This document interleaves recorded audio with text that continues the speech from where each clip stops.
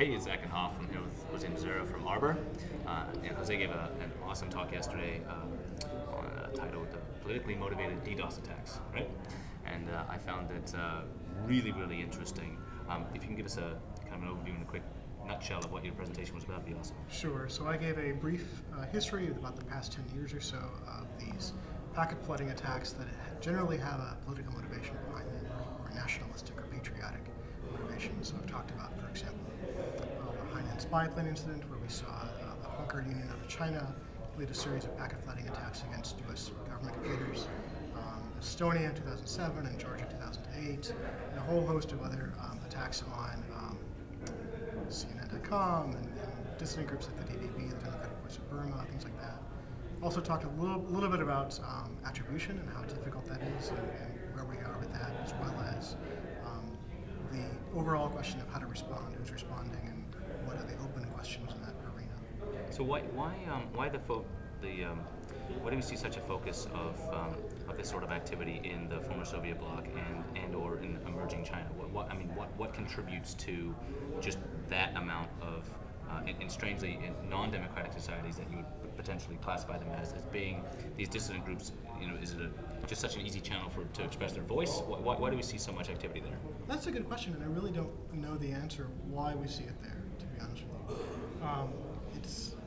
There could be any number of reasons, including points of national pride, as well as perhaps government propaganda bureaus who are sort of more mature and more able to sort of put these things into shape, or a general feeling of widespread adoption of technology.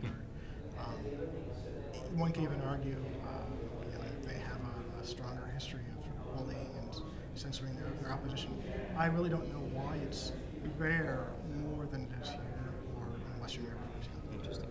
And I mean, to your point about prevailing technology, a lot of the examples you showed were just really corny. I only call them shell scripts, right? They're just a bunch of batch commands that do ping floods, not particularly sophisticated. And the notion in many cases of, take up arms with your comrades and join the botnet was nothing more than, run this batch script, right, in the background.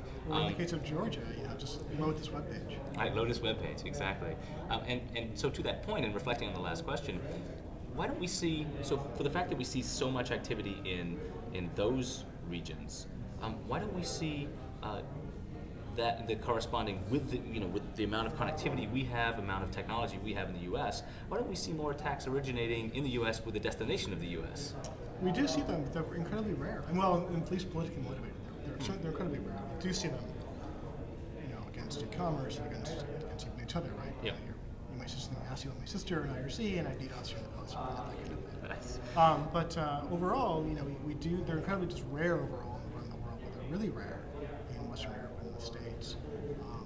We saw some, for example, a couple of years ago. We think they were tied to the publication of the inflammatory cartoons about Muhammad. Oh, right.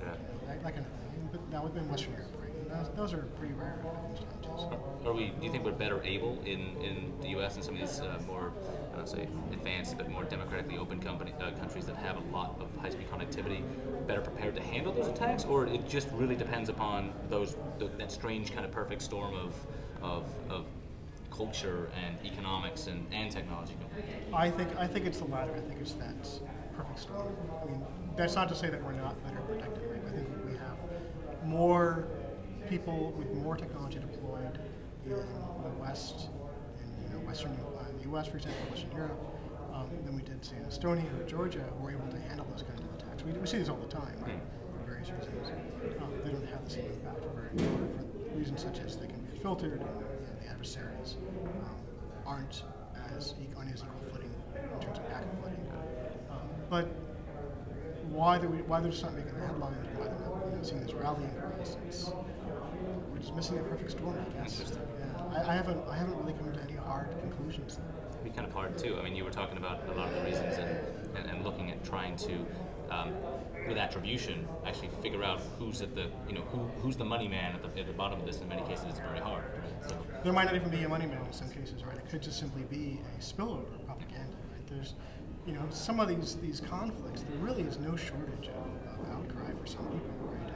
And, it's always, of course, going to be sort of a small minority in those cases who feel they really have to take to the street and protest. And this is just a Do you see the uptake of social networking leading to an uptake on either both rallying cries for participation and or launching even with the low tech effective versions of the DDoS? Do you think that things like Facebook and MySpace can actually be an organizing nexus for these sorts of attacks? Well, correlate the two? Bear in mind that these guys are already talking even in the absence of even prior to Facebook's and MySpace. And these guys are talking in forums, right? Chat forums and boards that have existed basically since day 2 of the internet.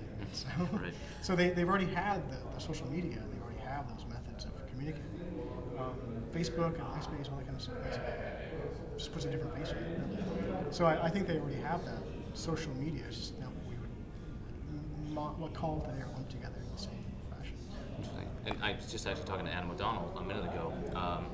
And my presentation today was on cloud computing, and one of the things I brought up was all these funny little names I gave to new kinds of attacks, like the meat cloud using the mechanical Turk to become a maniacal jerk, and fast fuck botnets, which is kind of clued into what you were talking about yesterday. So take, for example, somebody with a massive amount of credit cards, opening like a ton of Amazon accounts, and then essentially using what ends up being 25,000 node botnet you can create with 50, 100 credit cards, launch an attack, change DNS, not care, and have Amazon take the things down. Do you see cloud computing and those sorts of things potentially leveraging what Adam described as botnets being one of the first kind of non-virtualized but interesting applications for cloud computing with resilience and high availability? Do you see cloud computing affecting the DDoS world at all? Not yet, although I think it's for me, it's an area I haven't looked at very much, to be honest with you. Part of the reason is that the resources are more essentially controlled, whether it be like Microsoft or Amazon or Google or something like that, as opposed to the failure to centrally control 10,000 broadband PCs around the world with 500 different carriers who have no idea that the problem is as big as it is. Whereas if you have essentially professionals at Microsoft, Amazon, etc., who can look and say, why are these boxes spewing so much traffic? They can do something about it. So I haven't looked at it very much. Interesting. So from kind of one of the last questions, if you're a small or mid-sized company and you don't have a huge security staff and you don't have the ability to spend a lot of money even on an outsourced service, what do you do to defend against a DDoS attack today? If you become a victim to one? The chances of becoming a victim are incredibly small for those kinds of businesses in the first place. So I think investing in it is probably, the money's probably better spent elsewhere first. Okay. Unless, of course, you're incredibly small and you just make a boatload of money online, right? Yeah. Or some sort of high visibility service. Right. But if you're, so like Twitter, for example, is 30 people, maybe 30 people. They're very, very highly visible, and their whole business model depends on being online. Whatever business model they have. Yeah, and they don't need a DDoS, by the way. The fail whale shows up all by itself. Yeah, no. I'm not encouraging anyone to launch a DDoS against Twitter. No need. It flops over by itself. Sorry. But my point being that size is not necessarily indicative of much of anything in that respect. And some of the very, very large corporations don't see these kinds of attacks because they sort of fly below the radar of public visibility or public perception. Yeah. So, but if you're a small team, small budget, let's say a small e-commerce service, you and your wife, for example, reselling goods. Snuggies. There we go. You are a Snuggie reseller. Snuggie reseller. Let's say maybe you and your wife bedazzle them. Right? Thank you. Bedazzle with Snuggies. You learn something every day at Source. You guys resell them for do not steal this business 25% markup or something like that. Absolutely. Right? You guys are pulling down, a few K a month or whatever.